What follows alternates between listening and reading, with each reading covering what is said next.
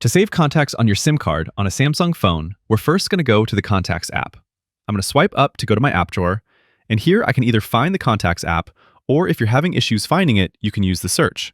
Just type Contacts and then tap it from the search results.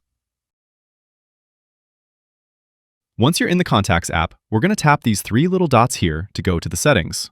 And then once you're in the settings, look for the section called Manage Contacts.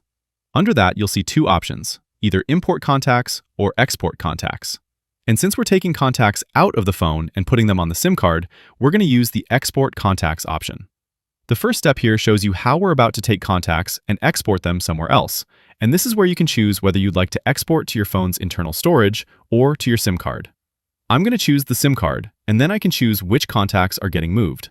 You could just tap individual contacts, or you can choose to move all of them at once.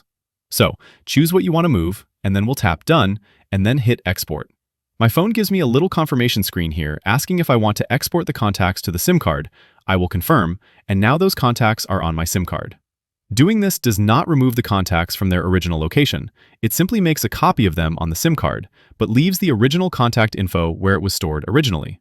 Sometimes this can cause your phone to show duplicate contacts, and if that happens, you can tap the three dots in the Contacts app, choose View by Storage Location, and set your phone to only show contacts from one storage location. And that's it. Drop a comment if this helped, subscribe for more, and I'll see you next time. Thanks all!